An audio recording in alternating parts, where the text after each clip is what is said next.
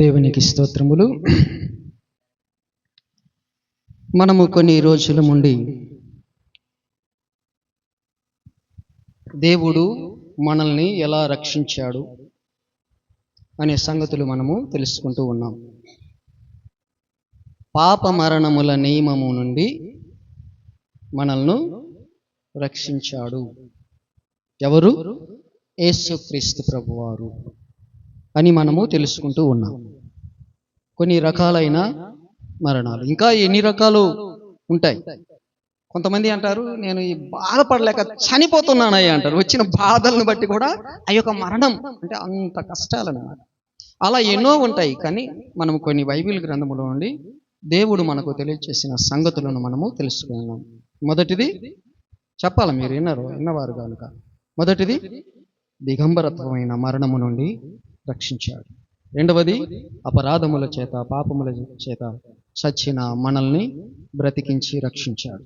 మూడవది సున్నతి పొందకుండా చచ్చిన వారి లెక్కలో ఉన్న వారిని బాప్తిస్మము అనే సున్నతి ద్వారా మనల్ని రక్షించాడు. నాలుగవది నిజంగానే భౌతికంగా చనిపోయి సమాధి చేయబడిన 4 రోజులు నాడు చనిపోయిన వానిని కూడా లాజరు బయటికి రా అని పిలువగా బ్రతికి వచ్చాడు. అలా బ్రతికించాడు. యాయిరు కుమార్తె తల్లి తాకుమి అన్నాడు, అంటే చిన్నదానా లెమ్మని నీతో చెప్పుచున్నాను అన్నాడు. అలా చెప్పి ఆ పాపను బ్రతికించాడు. అలాగనే ఎదవరాలి కుమారుడు ఆ ఊరి గవిని యుద్ధకు తీసుకెళ్ళినప్పుడు అతన్ని కూడా చిన్నవాడా లే అని అతన్ని కూడా బ్రతికించాడు. ఇలా చనిపోయిన వారిని ఆయన బ్రతికించాడు. అలా అంటే వీళ్ళనే కాదు, మొదటి మానవుడి నుండి చివరి రేపు ప్రభు భూమి మీదకి వచ్చేంత వరకు ఎంతమంది మరణిస్తారో అందరినీ కూడా ఆయన లేపుతాడు. ఆయన స్వరము వినినప్పుడు మృతులైన వారందరూ బ్రతికి బయటికి వస్తారు అని తెలియచేయబడుతుంది. కాబట్టి మనము ఇంకొక విషయం ఈరోజు మనము తెలుసుకుందాం. ఇప్పుడు మనము యోహాను సువార్తలో ఇలా చెప్పబడి ఉన్నది, అందరూ లేస్తారు సంగతుల గురించి కదా. ఈ 11వ యోహాను సువార్తలో 11వ అధ్యాయంలో లాజరు విషయం మనము తెలుసుకున్నాం. అక్కడ ఒక మాట మార్తమ్మతో చెప్పాడు. ఏమని అంటే, పునరుత్థానమును నేనే, తర్వాత జీవమును నేనే అన్నాడు. చూడండి, 23 నుండి 27 వచనాలు చదవండి. 11వ అధ్యాయము. యేసు మీ సహోదరుడు మరలా లేచునని చెప్పగా చదువు.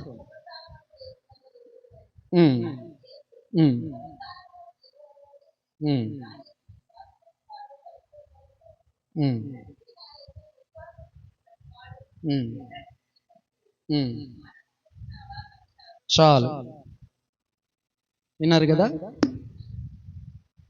కదా. మార్తమ్మతో ఏమన్నాడు? మీ సహోదరుడు చనిపోయాడు, చనిపోయిన నీ సహోదరుడు మరలా లేస్తాడు అని నమ్ముచున్నావా అన్నాడు. అవును ప్రభువా, పునరుత్థానమందు అంత్యదినమున లేస్తాడని నాకు తెలుసు. కాబట్టి మనకు తెలియాల ప్రతి ఒక్కటి. ఇందాక చెప్పాము కదా, తెలిసి ఆరాధన చేయాలి. ప్రతి ఒక్క విషయం తెలుసుకొని ఉండాలి. అప్పుడే ఎన్ని శ్రమలు వచ్చినా, ఎన్ని ఇబ్బందులు వచ్చినా, ఎన్ని ఆటంకములు వచ్చినా లెక్క చేయం. ఎందుకు? కాబట్టి తెలుసు. కాబట్టి అలాగనే మార్తమ్మ కూడా తెలుసు, అంత్యదినమున పునరుత్థానమందు ప్రతి ఒక్కరూ లేస్తారు అనే సంగతులు వాళ్ళకు తెలుసు. అపోస్తలులకు తెలుసు, శిష్యులకు తెలుసు, వారి బోధ విన్న ప్రతి ఒక్కరికి తెలుసు, చనిపోయిన ప్రతి ఒక్కరూ లేస్తారు పునరుత్థానమందు అని. ఆ కాలమందు కొందరు సద్దుకయ్యులు అనబడిన వారు నమ్మరు, పునరుత్థానము లేదు అంటారు, మరలా బ్రతికే సంగతే లేదు అని అంటారు. కానీ వీళ్ళందరూ కూడా ప్రభువునందు విశ్వసించిన వారందరూ పునరుత్థానము ఉంది, లేస్తారు అని నమ్మినవారు, ప్రభు చెప్పిన మాటలను రూఢిగా నమ్మినవారు. కాబట్టి ఏనన్నాడు? పునరుత్థానమును నేనే, జీవమును నేనే. నా యందు విశ్వాసం ఉంచిన వాడు చనిపోయినను మరలా బ్రతుకుతాడు, బ్రతికి నా యందు విశ్వాసం ఉంచిన వాడు ఇక ఎన్నడూ మరణించడు, చనిపోడు అని చెప్పారు. ఈ సంగతి ప్రభువారు తెలియజేశారు. లేచి ఆయన యందు విశ్వాసం ఉంచిన వారు లేచి ఇక ఎన్నడూ చనిపోయే పని ఉండదు. కాబట్టి అందుకనే మనము ఎరిగి మనకు ఈ మరణముల నుండి తప్పించి రక్షించి ఇక ఎప్పుడు చనిపోకుండా ఉండేటట్టుగా చేసే మహోన్నతుడు మన ప్రభు అయిన యేసుక్రీస్తు. కాబట్టి క్రీస్తు యేసునందు జీవమునిచ్చు ఆత్మ యొక్క నియమము పాప మరణముల నియమము నుండి నన్ను బ్రతికించెను. పౌలు గారు అంటున్నాడు, అయ్యో నేను ఎంత దౌర్భాగ్యుడను, ఇటు మరణమునకు లోనైన ఈ శరీరము నుండి నన్ను ఎవడు విడిపించును అన్నాడు. ఎవడు విడిపించును అన్నాడు. ఆ విడిపించే వారిని కనుక్కొని ఇప్పుడు అంటున్నాడు, క్రీస్తు యేసునందు ఉన్న వారికి ఏ శిక్ష విధియు లేదు. క్రీస్తు యేసునందు జీవమునిచ్చు ఆత్మ యొక్క నియమము పాప మరణముల నియమము నుండి నన్ను విడిపించెను. కాబట్టి అలా విడిపించబడిన మనం, ఎరిగి ఉన్న మనము ఇక అందరము కూడా చివరిగా అందరూ లేస్తారు. ఇప్పుడు మనము ఈ ప్రభు వారు అంటున్నారు హోషేయ గ్రంథములో 13వ అధ్యాయము 14వ వచనం చూడండి ఒక మాట. 13:14 దానియేలు ప్రక్కనే ఉంటుంది. హోషేయ గ్రంథము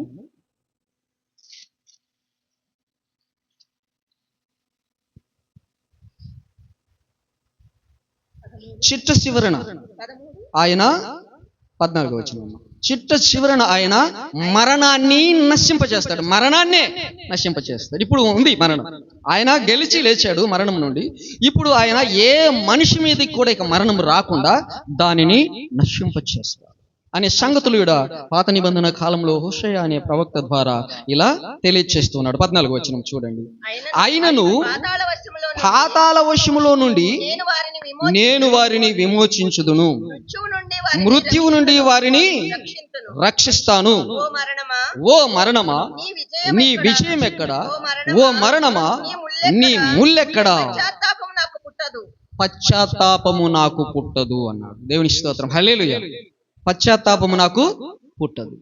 ఓ మరణమా నీ ప్రభావము ద్వారా చనిపోయిన ప్రతి ఒక్కరిని నేను ఈ పాతాళ వశము అయిన మరణము ద్వారా పాతాళ వశము అయిన ప్రతి ఒక్కరిని నేను లేపుతా, వాళ్ళను ఆ మరణము నుండి విమోచిస్తా, నేను వారిని బ్రతికిస్తా. అప్పుడు ఓ మరణమా నీ విజయం ఎక్కడా? ఓ మరణమా నీ ముల్లెక్కడా? నాకు పశ్చాత్తాపము పుట్టదు అన్నాడు. పశ్చాత్తాపం పుట్టదు అంటే పశ్చాత్తాపం అంటే అయ్యో ఇంతగా నేను ఈ పిల్లలను పుట్టించుకున్నాను, వీళ్ళు చనిపోయారే, వీళ్ళను రక్షించుకోలేకపోయానే, ఎందుకు కన్నాను రా బాబు అనే పశ్చాత్తాపం ఆయనకు ఉండదు అని. రక్షించుకోలేని వాడికి పశ్చాత్తాపం, రక్షించుకోలేకపోతేనే ఎందుకు కనినానా అని బాధపడేటువంటి అవసరం ఉంటుంది. ఈయనకు అలాంటి అవసరము లేదు. ఎందుకంటే అలా మరణించిన వారిని లేపగలడు. చనిపోయాడా? ఆ చనిపోతే ముందలే లేపేస్తా. పశ్చాత్తాపం లేపలేకపోతే బాధపడతాడు, పశ్చాత్తాపడతాడు. ఎందుకు నేను వీళ్ళని పుట్టించుకుంటున్నాను, కాపాడుకోలేకపోతేనే అని. కాబట్టి ఈయన కాపాడుకోలేని వాడు కాడు. కాబట్టి పశ్చాత్తాపము లేదు. నీవు నీ నియమము ద్వారా వీళ్ళను నశింపజేశావు, మరణింపజేశావు. కానీ నేను నా నియమము ద్వారా, అంటే జీవమునిచ్చే నియమము ద్వారా వాళ్ళని బ్రతికించుకుంటా. పెద్ద ప్రాబ్లం ఏమీ లేదు, నాకు అసాధ్యమైన కార్యమేమీ కాదు. కనుక చనిపోయిన వారిని నేను లేపేసుకుంటా. ఇక లేపి ఇక ఎప్పుడు చనిపోకుండా ఉండేటట్టుగా నేను చేస్తా. నీ విజయము తీసిపడేస్తా, నీ ముళ్ళు విరిచిపడేస్తా అన్నాడు. విరిచేస్తాడు. ఇక ఎన్నడూ లేకుండా మరణాన్ని, ఇక ఎన్నడూ మరణాన్ని లేకుండా చేసేస్తాడు అన్నమాట. ఇప్పుడు మనము అపోస్తుల కార్యములలో 24వ అధ్యాయము 14 నుండి 15 వచనాలు చదువుకుందాం. 15 వచనాలు ఇక్కడ ఇలా చెప్పబడుచున్నది. నీతిమంతులను అనీతిమంతులను అన్న దగ్గర నుంచి చదవండి. నీతిమంతులను అనీతిమంతులను పునరుత్థానము కలుగును. నీతిమంతులకును అనీతిమంతులకును అందరూ లేస్తారు, అందరిని లేపుతారు. ఇప్పుడు ప్రభు నమ్మిన వారు కూడా నమ్మని వారు కూడా, ప్రభు నమ్మిన వారు నీతిమంతులుగా తీర్చబడుతున్నారు, ప్రభు నమ్మని వారు అనీతిమంతులుగా చేయబడుతున్నారు. అపోస్తుల కార్యము 24వ అధ్యాయము 14-15 వచనములు. నీతిమంతులకును అనీతిమంతులకును పునరుద్ధానం పునరుత్థానము కలుగబోచున్నదని వీరు నిరీక్షించినట్లు నేను కూడా దేవుని యందు నిరీక్షణ ఉంచి దీని యందు నిరీక్షణ ఉంచి వారు మతభేదము అని పేరు పెట్టిన ఈ మార్గమున నా పితరుల దేవుణ్ణి సేవించుచున్నానని తమ ఎదుట ఒప్పుకొనుచున్నాను అన్నాడు. అంతకు ముందు పౌలు ఈ మాటలు చెప్పింది ఎవరు? అపోస్తలుడైన పౌలు. ఈయన ఒప్పుకునేవాడు కాదు. ధర్మశాస్త్రం ప్రకారముగా ఆ సద్దుకయ్యులు, శాస్త్రులు, పరిచయులు చేసినట్టుగానే చేసేవాడు అనమాట.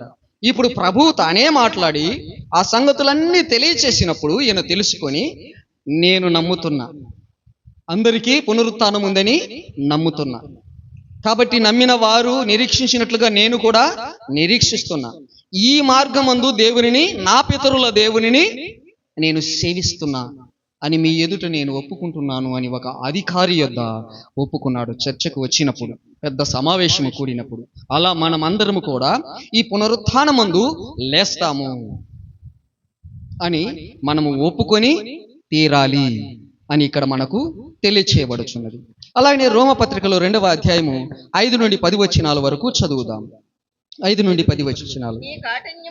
నీ కాఠిన్యమును మార్పు పొందని నీ హృదయమును అనుసరించి ఉగ్రత దినమందు అనగా దేవుని న్యాయమైన తీర్పు బయలుపరచబడు దినమున నీకు నీవే ఉగ్రతను సమకూర్చుకొనుచున్నావు. ఆయన ప్రతి వానికి వాని క్రియల చొప్పున ప్రతిఫలమిచ్చును. సత్క్రియను ఓపికగా చేయుచు మహిమను, ఘనతను, అక్షయతను వెదకు వారికి నిత్య జీవమునిచ్చును. అయితే భేదములు పుట్టించు సత్యమునకు లోబడక దుర్నీతికి లోబడు వారి మీదికి దేవుని ఉగ్రతను, రౌద్రమును వచ్చును. దుష్కార్యము చేయు ప్రతి మనుష్యునికి, ఆత్మకి, మొదట యూదునికిని గ్రీసు దేశస్థునికి కూడా శ్రమయు వేదనయు కలుగును. సత్క్రియ చేయువానికి మొదట యూదునికిని గ్రీసు దేశస్థునికి కూడా మహిమయు, ఘనతయు, సమాధానమును కలుగును. దేవుని స్తోత్రం, హల్లెలూయా. ఇక్కడ చూసారా, మొదట యూదునికిని, తర్వాత గ్రీసు దేశస్థునికి కూడా. ఆయన సత్యమునకు విరుద్ధముగా, నీతికి విరుద్ధముగా దుష్క్రియలు చేసి ఆత్మకు కలిగిన పాపమును కడిగి వేసుకొనకపోతే యూదుడైనా శ్రమల పాలవుతాడు, నిత్య మరణం పాలవుతాడు. గ్రీసు దేశస్థుడైనా శ్రమల పాలవుతాడు, నిత్య మరణం పాలవుతాడు. కాబట్టి ఒక దేశస్థుడు అని కాదు, ఈ దేశానికి ఆ దేశానికి సంబంధము లేదనే సంగతులు కాదు. దేవుడు భూమి ఆకాశములను సృజించిన వాడు, ఈ భూమి మీద ఉన్న దేశాలన్నిటికీ దేవుడు, ఈ భూమి మీద ఉన్న సర్వ మానవులకు దేవుడు, ఈ భూమి మీద ఉన్న సర్వ మానవుల పాపం అంతటిని తీసివేయటానికే ఆయన పుట్టాడు. పుట్టి అందరి పాపములు ఆయన మీద వేసుకొని మోసుకొని వెళ్ళాడు. అందరి పాపముల నిమిత్తము, అతిక్రమముల నిమిత్తము నలగగొట్టబడ్డాడు. ఆయన రక్తమంతయు ధారపోశాడు, ప్రాణం పెట్టాడు, మరణాన్ని జయించి తిరిగి లేచాడు. అందరి కోసం, ఒక దేశస్థునికి కాదు అని కాదు, హిందూ దేశానికి సంబంధము లేదు అని కాదు. ఇట్లా చెప్పాడంటే ఏ దేశానికైనా, ఏ దేశ ప్రజలకైనా గాని సత్క్రియలను చేసే వారికి మాత్రము వాని ఆత్మకు నిత్య జీవం ఇస్తాడు, మహిమనిస్తాడు, ఘనతనిస్తాడు. అదే దుష్క్రియలు చేసిన వానికైతే, భేదము పుట్టించి నీతికి లోబడని వారికైతే, నీతికి లోబడకుండా దుర్నీతికి లోనై దుర్మార్గమైనటువంటి చర్యలు చేస్తున్నట్లయితే, గ్రీసు దేశస్థుడైనా సరే, యూదుడైనా సరే, ఎవరికైనా తీర్పు తీర్చగలిగిన వాడు, వాని క్రియల చొప్పున ప్రతిఫలం ఇచ్చువాడు క్రీస్తే. నిత్య జీవం ఇచ్చువాడు క్రీస్తే. అందరి పాపాల కోసం మరణించిన వాడు క్రీస్తే. అందరి పాపాల కోసము రక్తము చిందించిన వాడు, మరణాన్ని జయించిన వాడు క్రీస్తే. ఆయన నామమందే ప్రతి ఒక్కరి పాపములకు విమోచన కలుగుతుంది. ఆయన నామమందే ప్రతి ఒక్కరికి ఈ మరణము నుండి విడుదల, విమోచన కలుగుతుంది. అందరూ పునరుత్థానమందు లేస్తారు అని తెలియచేయబడుచున్నది. అక్కడే తెస్సలోనికయులకు రాసిన 2వ పత్రికలో 1వ అధ్యాయంలో కూడా మనము చూద్దాం. 5వ వచనం నుండి 10వ వచనాల వరకు ఇలా చెప్పబడుచు ఉన్నది. తెస్సలోనికయులకు రాసిన 2వ పత్రిక 1వ అధ్యాయము 5వ వచనం నుండి 10వ వచనాల వరకు. దేని కొరకు మీరు శ్రమపడుచున్నారో ఆ దేవుని రాజ్యమునకు మీరు యోగ్యులని ఎంచబడు నిమిత్తము మీరిట్లు ఓర్చుకొనుట దేవుని న్యాయమైన తీర్పునకు స్పష్టమైన సూచన అయి ఉన్నది. ప్రభువైన యేసు తన ప్రభావమును కనపరుచు దూతలతో కూడా పరలోకము నుండి అగ్ని జ్వాలలలో ప్రత్యక్షమై దేవుని నెరుగని వారికిని మన ప్రభువైన యేసు సువార్తకు లోబడని వారికిని ప్రతిదండన చేయునప్పుడు మిమ్మును శ్రమపరుచు వారికి శ్రమయు, శ్రమ పొందుచున్న మీకు మాతో కూడా విశ్రాంతియు అనుగ్రహించుట దేవునికి న్యాయమే. ఆ దినమున తన పరిశుద్ధుల యందు మహిమపరచబడుట విశ్వసించిన వారికి అందరి యందు ప్రశంసింపబడుటకును ప్రభు వచ్చినప్పుడు అట్టి వారు ఆయన సముఖము నుండి, ఆయన ప్రభావమందలి మహిమ నుండి పారద్రోలబడి నిత్య నాశనమునకు ఏం చేస్తారు? నిత్య నాశనమందు దండన పొందుదురు. ఏలయనగా మేము మీకిచ్చిన సాక్ష్యము మీరు నమ్మితిరి, నమ్మి బాప్తిస్మము పొందితిరి, నమ్మి క్రీస్తు యేసునందు జీవమునిచ్చే ఆత్మ యొక్క నియమము ఉంది. పాపమరణముల నియమము నుండి నన్ను విడిపించి నన్ను ఎన్నడూ చనిపోకుండా నిత్యము బ్రతికించును అని నమ్మితిరి గనుక ఎన్ని శ్రమలు వచ్చినా దుర్నీతికి వేరుగా మనము నీతి సంబంధులముగా జీవించుచు మనము ఇలా ఉన్నాము. కనుక మనకు మహిమ, ఘనత, ప్రభావములను ఆయన అనుగ్రహిస్తాడు. ఆయన అగ్ని జ్వాలలలో ప్రత్యక్షమవుతాడు మరలా. ఈరోజు ప్రభు దేవుడు కాదు అనుకుంటున్న ప్రతి ఒక్కరు కూడా ఆ రోజు ఆయనను చూసి గుండెలు బాదుకొని ప్రభువా మేము గ్రహించలేకపోయినామంటారు. కానీ అప్పుడు ప్రయోజనము ఉండదు. అందుకనే ఇక్కడ మనము చదివి పలికిన మాటల్లో ఫిలిప్పీ పత్రికలో 2వ అధ్యాయములో ఇలా చెప్పబడి ఉన్నది. మనము చూసిన మాటల్లో 9వ వచనం చూస్తే, అందుచేతను పరలోకములో ఉన్న వారిలో గాని, భూమి మీద ఉన్న వారిలో గాని, భూమి క్రింద ఉన్న వారిలో గాని ప్రతి వాని మోకాలు యేసు నామమున గడగడ గడగడ వణికి నమస్కారము చేసే రోజు వస్తుంది. ఈరోజు కొందరు తెలుసుకోలేకపోతున్నారు, గ్రహించలేకపోతున్నారు. యేసుక్రీస్తు ప్రభు వారి సువార్తకు లోబడటం లేదు, నమ్మటం లేదు. భూమిని, ఆకాశమును, సర్వ సృష్టిని, సూర్య చంద్ర నక్షత్రములను, సమస్త పర్వతములను, నదులను, సముద్రములను, మానవులను, ప్రతి ఒక్క జీవిని సృష్టించిన వాడు యేసుక్రీస్తు ప్రభు వారే. ఆయన ద్వారానే సమస్తము కలిగినవి. ఆయన లేకుండా ఏది కలుగలేదు. ఆయన ఏ సృష్టికర్త అయిన దేవుడు అంటే నమ్మటమే లేదు, గ్రహించడమే లేదు, వినటమే లేదు.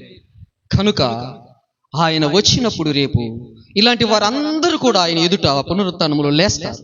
లేచినప్పుడు ఇక సృష్టికర్త ఎవరా, సూర్యుని చంద్రుని సృష్టించిన వాడు, సమస్త సృష్టిని చేసిన వాడు ఎవరు అంటే అక్కడ ఎవ్వరు కనపడరు. అప్పుడు ఈయనే కనబడతాడు. సమస్తమును సృష్టించిన వాడు ఈయనేనని అర్థమైనప్పుడు అందరూ కూడా ప్రతి ఒక్కరూ మోకాళ్ళుని ఆయనకు నమస్కారం చేస్తారు. కానీ రక్షణ పొందే అవకాశం మాత్రము, పాపాలు కడిగి వేసుకునే అవకాశం మాత్రము ఇప్పుడు భూమి మీద శరీరముతో మనం ఉన్నప్పుడే, తర్వాత ఉండదు. ప్రయోజనము లేదు. నమస్కారము చేస్తారు కానీ ప్రయోజనమేమీ ఉండదు. ప్రతి ఒక్క నాలుక ఒప్పుకుంటారు యేసుక్రీస్తు ప్రభువు అని. యేసుక్రీస్తు ప్రభు అని ప్రతి ఒక్క నాలుక ఒప్పుకుంటుంది. అప్పుడే కాదు, ఇప్పుడు కూడా ఒప్పుకుంటుంది అని అంటా నేను. ఇప్పుడు కూడా ప్రతి ఒక్క నాలుక ఒప్పుకుంటుంది. నమ్మిన వారు కానీ నమ్మని వారు కానీ ప్రతి ఒక్కరూ ఒప్పుకుంటున్నారు అని నేను అంటున్నా. ఎట్లా అంటే ఒక రుజువు ఉంది. ఈరోజు డేట్ ఎంత అంటారు, ఈరోజు తారీఖు ఎంత అని అంటారు. అంతే. ఎంత చెప్తారు చెప్పండి? 27 అంటే ఇంక చెప్పు, అసలు 27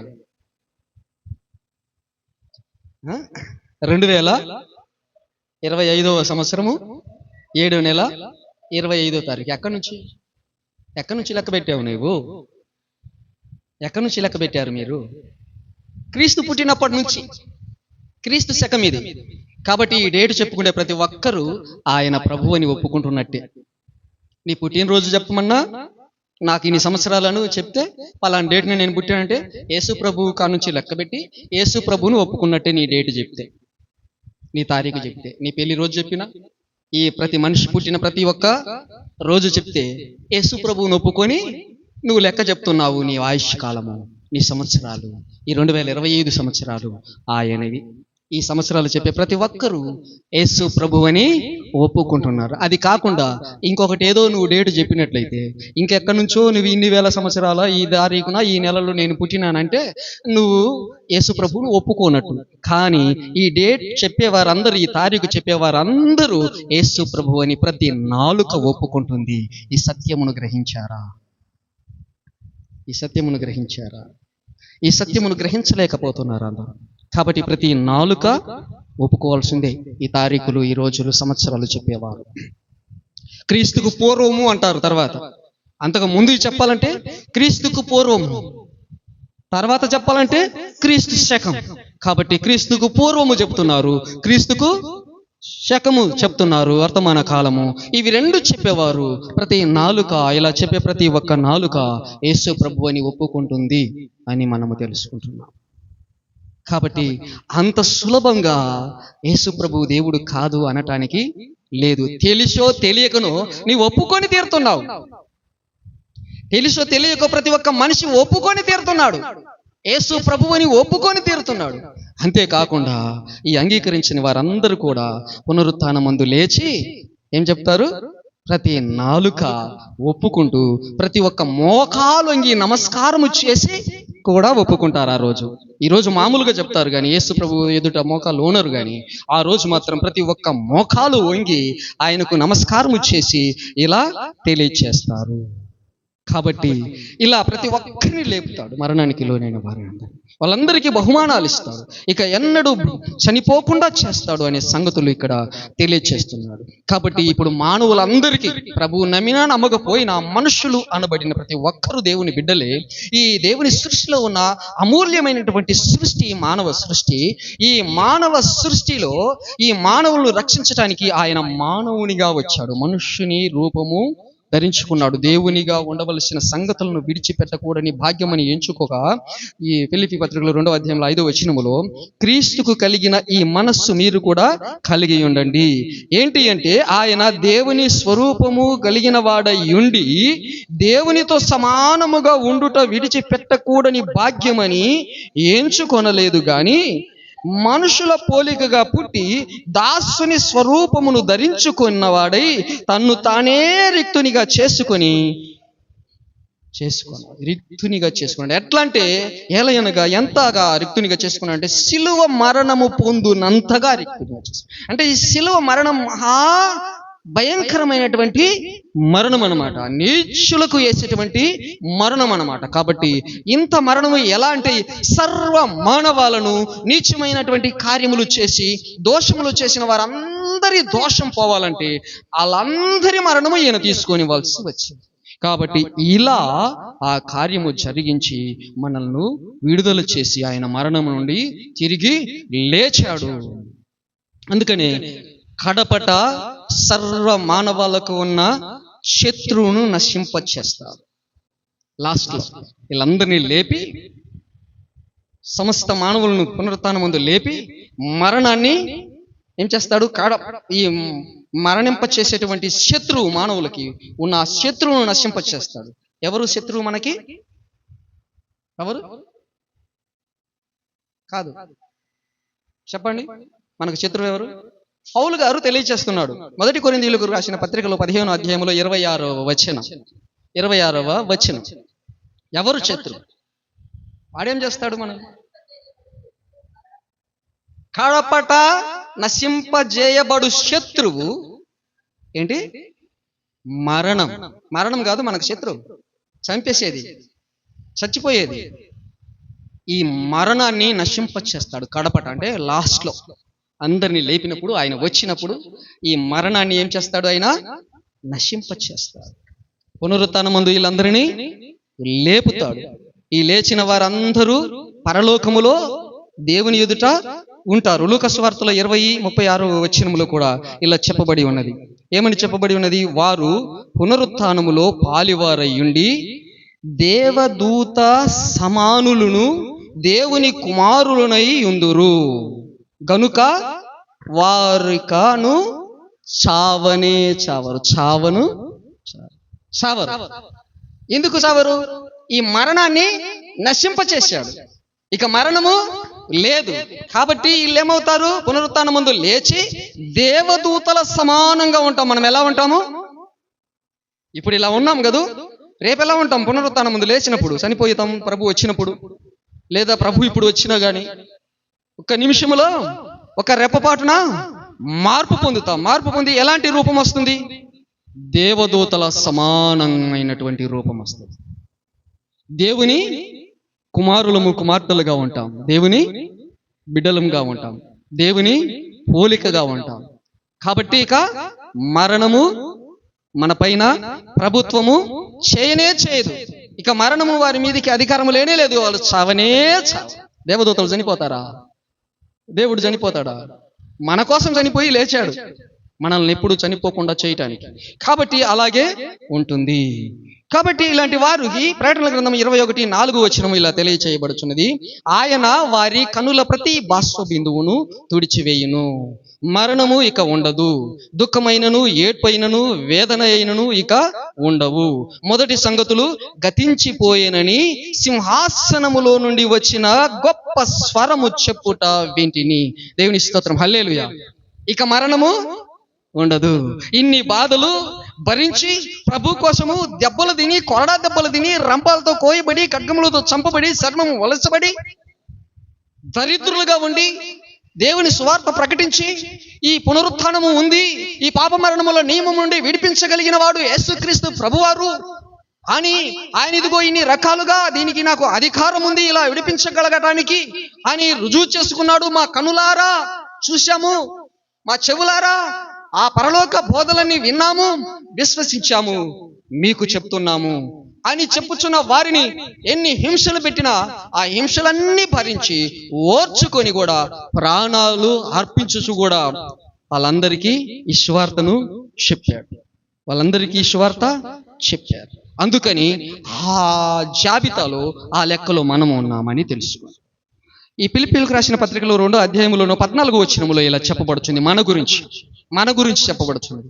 అపోస్తలుల గురించి చెప్పబడింది. అప్పుడు బోధ విన్న వారందరి గురించి చెప్పబడింది. విశ్వసించిన వారందరి గురించి చెప్పబడింది. ఇక మరణము ఉండదు, దుఃఖము ఉండదు, ఈ మొదటి సంగతులన్నీ గతించిపోయినవి అని. ఈ సంగతులను మనము చెప్పటానికి మనం ఎక్కడ ఉంటున్నాము? అవిశ్వాసుల మధ్యలో ఉంటున్నాము. చదవండి ఇప్పుడు. మీరు మూర్ఖమైన వంక్ర జనము మధ్య నిరపరాధులను, నిష్కలంకులను, అనింద్యులునై దేవుని కుమారులగునట్లు సనుగులను, సంశయములను మాని సమస్త కార్యములను ఏమన్నాడు? చెప్పండి, పలకండి మీరు. సమస్త కార్యములు చెప్పండి. సనుగులు మానుకోనండి, సంశయాలు మానుకోండి. అంటే అవునా కాదా? నాకెందుకు వస్తున్నాయి ఇన్ని కష్టాలు దేవుని నమ్ముకుంటే? ఎందుకు వస్తున్నాయి ఇన్ని బాధలు, రోగాలు? ఆ రోగాలన్నీ నీ శరీరానికే కానీ ఆత్మకు కాదు. ఆ బాధలన్నీ ఈ లోకంలో జీవించే కొద్ది సంవత్సరాల కోసమే, కొన్ని రోజుల కోసమే కానీ శాశ్వతంగా ఉండేవి కాదు. అవన్నీ రాకుండా ఇక్కడ సుఖంగా ఉన్నా కొన్ని రోజులే సుఖంగా ఉంటావు, కానీ తర్వాత నువ్వు సుఖంగా ఉండలేవు. కాబట్టి ఇవన్నీ ఎందుకు వస్తున్నాయి నాకు? వీళ్ళెందుకు నన్ను కొడుతున్నారు, వీళ్ళెందుకు నన్ను హింసిస్తున్నారు? ఎలాంటి జనమంట? మూర్ఖమైన వంకర జనము మధ్య నీవున్నావు. వాళ్ళు పెట్టే శ్రమలు పడుతున్నావు, హింసలు పడుతున్నావు, పడుతూ సనుక్కుంటున్నావు. ఏమి దేవుడు, నేను ఇంత కష్టంగా ఉంటే వాళ్ళు వచ్చి తిడితే తిట్టిపిచ్చాడు, వాళ్ళు వస్తే కొడితే కొట్టిపిచ్చాడు, బాధలు పడి ఇన్ని అనుభవించాల్సి వస్తుంది, దరిద్రునిగా ఉంటున్నాను, తినడానికి లేదు, కట్టుకోవటానికి లేదు, ఉండటానికి లేదు, వాళ్ళకైతే ఇంత బాగిస్తున్నాడు అని సనుక్కుంటా ఉంటాడు. నాకు ఎందుకు ఇవ్వలేదు? సృష్టికర్త అయినా కాదా? సంశయం. నిజంగా దేవుడేనా కాదా? వాళ్ళకి మరి ఇట్లా ఇస్తున్నాయి, నాకెందుకు రాలేదు అనే మానుకోండి అంటున్నాడు. నిష్కలంకులుగా ఉండండి, నిందారహితులుగా ఉండండి. అలాంటి వారి మధ్యలో ఎందుకున్నావో తెలుసా? తర్వాత చదవండి. అట్టి జనము మధ్య మీరు ఏం పట్టుకున్నారు? జీవవాక్యము. వాక్యము దేవుడు, యేసు ప్రభువారు. ఆ వాక్యము శరీరధారి ఇచ్చాడు. ఆ వాక్యము ఇలా ముద్రించబడి ఒక గ్రంథములో ఇవ్వబడింది. ఈ జీవవాక్యము, ఈ వాక్యము జీవమునిచ్చేది, జీవమునిచ్చే నియమము, పాప మరణముల నియమము నుండి రక్షించగలిగేది ఈ వాక్యమే. ఇక ఎన్నడూ చనిపోకుండా నిన్ను లేపి నిత్య జీవమునిచ్చి నిరంతరము బ్రతికించేది ఈ వాక్యమే. ఆ వాక్యము చేత పట్టుకొని అట్టి జనము మధ్య నువ్వు ఉన్నావు. ఎందుకు? ఒకప్పుడు నేను మూర్ఖమైన వంకర జనమునే. ఒకప్పుడు మా పూర్వీకులు కూడా వంకర జనమే, మూర్ఖం అంటే యేసు ప్రభువుని అంగీకరించేది లేదు. అలాగునే ఎంతో మంది ఉన్నారు. ఎందుకు నువ్వు పట్టుకొని ఉన్నావు? ఆ మూర్ఖ జనానికి దేవుని జ్ఞానము బోధించటానికి. ఈ వాక్యము నువ్వు బోధిస్తే, ఈ సువార్త నువ్వు బోధిస్తే ఆ మూర్ఖమైన వంకర జనానికి నూతనమైనటువంటి మనస్సు కలుగుద్ది. వినుట వలన విశ్వాసము కలుగుద్ది. దెబ్బలు పడుతున్నాయా నీకు? పడించుకో. ప్రభువును కొట్టారు, కొట్టించుకున్నాడు, తిట్టారు, తిట్టించుకున్నాడు. కాబట్టి ప్రభు యేసుకు కలిగిన ఈ మనస్సు కలిగి ఉండండి. కొరలతో కొట్టి చీల్చాడు, రాళ్లతో కొట్టి చీల్చారు, ఎన్నో పన్నంగాలు పన్నారు. అలాగే వాళ్ళ అపోస్తలులైన శిష్యులందరికీ చేశారు. ఆయన జీవవాక్యమును ప్రకటిస్తూ ఈ వంకర జనాన్ని అందరినీ కూడా మార్చగలిగిన జీవవాక్యము అర్థమయ్యేటట్టుగా బోధించారు. కాబట్టి నువ్వు ఆ స్థానంలో ఉన్నావు. ఇప్పుడు పౌలు లేడు, పేతురు లేడు, యోహాను లేడు. ఆ స్థానంలో నిన్ను పిలిచాడు. ఎవరిని ముందుగా ఎరిగాడో వారిని పిలిచి మహిమపరిచి వాళ్ళని తీసేసుకున్నాడు. ఇప్పుడు తర్వాత నిన్ను నన్ను పిలిచాడు. ఇప్పుడు ఆ స్థానంలో మనమున్నాము. ఈ జీవవాక్యమును చేత పట్టుకున్నాము. పాప మరణముల నియమం నుండి విడిపించగలిగేటువంటి జీవమునిచ్చే వాక్యము మన చేతిలో ఉన్నది. అట్టి జనము మధ్య మనము ఈ వాక్యమును పట్టుకొని ప్రతి ఒక్కరిని బ్రతికించాలా. మూర్ఖంగా ఉన్న ప్రతి ఒక్కరికి జ్ఞానము తెలియచేయాలి. వినుట వలన విశ్వాసము కలుగుద్ది. ప్రకటించువారు లేకుండా ఎలా వింటారు? ప్రకటించువారిని పంపించకుండా ఎవరు పంపుతారు అని తెలియచేయబడుతుంది. ఎవరు వెళ్తారు ఈ విషయాలు చెప్పటానికి? ఎవరైనా ఉన్నారా మీలో? ఒకరైనా ఉన్నారా? రండి, వచ్చి ఈ వాక్యమును చెప్పండి. నశించుచున్న ఆత్మలను రక్షించండి. వారిని పట్టి తేండి. దెబ్బలు పడితే పడండి, కొడితే కొట్టించుకోండి. వాళ్ళు ఒకసారి సాక్ష్యం చెబుతారు. నాకు ఈ జీవ వాక్యమును గూర్చి, ఈ పాప మరణముల నియమం నుండి విడిపించగలిగిన దేవుని ఈ శక్తిని, ఈ వాక్యమును నాకు బోధించినప్పుడు నేను తిరస్కరించినాను, మూర్ఖంగా ప్రవర్తించినాను, కొట్టినాను, తిట్టినాను, దూషించినాను, ఎన్నో బైబిల్ తగలబెట్టేసినాను, ఎన్నో హింసలు పెట్టినాను, ఎంతో చిత్ర హింసలు పెట్టినాను.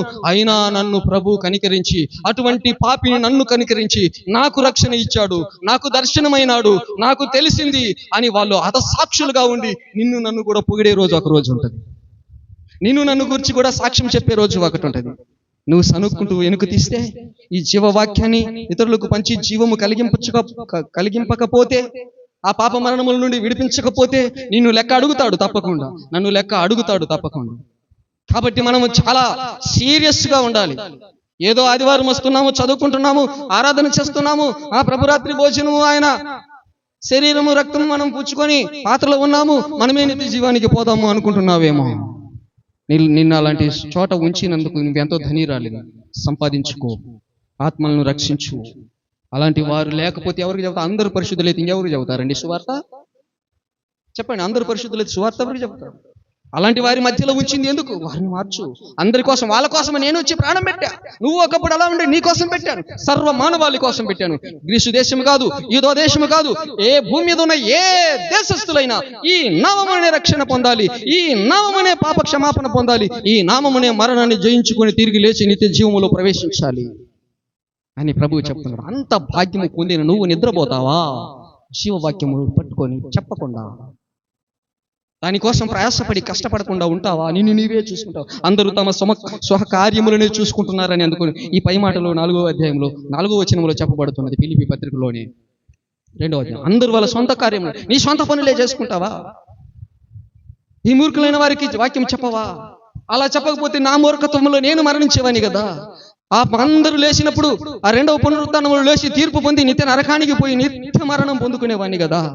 కాబట్టి ప్రియ సహోదరి సహోదరులారా, మనమందరము లేస్తాం, ప్రభు ఎదుట నిలబడతాం, సత్క్రియలు చేస్తూ ఇలా అనేకులకి ఈయన మనము రక్షణ స్వార్థను ప్రకటించినట్లయితే అనేకులను ఈ మార్గములోనికి, అంటే సత్య మార్గములోనికి, భక్తి కలిగిన మార్గములోనికి, నీతి మార్గములోనికి నడిపించినట్లయితే దానికి ప్రతిఫలం మనం బహుమానాలు పొందుకుంటాం. కొంతమందిని రక్షిస్తాం. సూర్యుని వలె, ఆకాశమందలి జ్యోతుల వలె, నక్షత్రముల వలె వెలుగుతాం. కనుక ఇంత భాగ్యం ఇచ్చాడు కనుక అవి మనము సద్వినియోగము చేసుకోవాలి. కాబట్టి ఇక మరణము ఎప్పుడూ ఉండదు. అట్లా కాకుండా 21:8 వచనంలో చెప్పబడింది. 4వ వచనం చూసారా? ప్రకటన గ్రంథంలో అది మనం చదివాము అన్నమాట. 8వ వచనంలో ఈ సంగతులను గురించి మరలా చెప్తున్నాడు. పిరికి వారును 21:8 పిరికి వారును, అవిశ్వాసులను, అసహ్యులను, నరహంతకులను, వ్యభిచారులను, మాంత్రికులను, విగ్రహారాధికులను, అబద్ధికులందరూ అగ్ని గంధకములతో మండు గుండములో పాలు పొందుదురు. ఇది 2వ మరణం. అంటే కనపడకుండా అనేక రకాలు, కనపడుతూ బతికున్నట్టుగా చనిపోయే మరణాలు, కనపడకుండా చనిపోయేది అది ఒకటి, నెంబర్ 1 చేశారు దాన్ని. ఇక చనిపోయి మట్టి అయిపోయే దానిని నెంబర్ 1 మరణము. తర్వాత అగ్నిగుండం పాలయ్యేది 2వ మరణం. ఇది నిత్య మరణం. ఏంటమ్మా? నిత్య మరణం. ఇక తప్పించేవారు ఎవ్వరు ఉండరు. దేవుడే తప్పించడానికి ఇక వీలు లేకుండా నిత్య మరణం పాలు చేస్తారు. ఇలా ఇన్ని కష్టాలు పడి కూడా స్వార్థ ప్రకటించి అనేకులను మార్చిన వారికి బహుమానాలు ఇస్తాడు. ఈ స్వార్థ నమ్మి విశ్వసించి బాప్తిస్మం పొంది పాపాలు కడిగి వేసుకొని ప్రభు బిడ్డలుగా జీవించిన వారికి నిత్య జీవం ఇస్తారు. అందరికీ నిత్య జీవము ఇస్తారు. ఇక మరణము లేనే లేదు, చావనే చావని. కాబట్టి ఇంత గొప్ప భాగ్యము, శాశ్వతమైనటువంటి నిత్య మరణము తప్పించుకోవాలి. నరకానికి పోకుండా ప్రతి ఒక్కరు నిత్య జీవమును సంపాదించుకొని నిరంతరము ప్రభువుతో కూడా బ్రహ్మాండంగా జీవించాలి. అట్టి మహాకృప అందరికీ తెలియజేయాలి తల్లి. మూర్ఖ జనం మనమే ఒకప్పుడు, ఇప్పుడు జ్ఞానము కలిగిన జనమైన ఎలా? ప్రభు వాక్యము, జీవ వాక్యము ఎవరో మహానీయులు మనకు చెప్పుట వలన విని జ్ఞానవంతులమైన. కాబట్టి మనము ఇలాంటి వాళ్ళ మధ్యలో ఉంచాడు మనల్ని. అలా చెప్పండి, ఏమైనా టీచర్ని ఎందుకు ఉంచుతాడు? చదువురని. చదువు వచ్చి మంచి జ్ఞానవంతులకు టీచర్ని పెడతారా?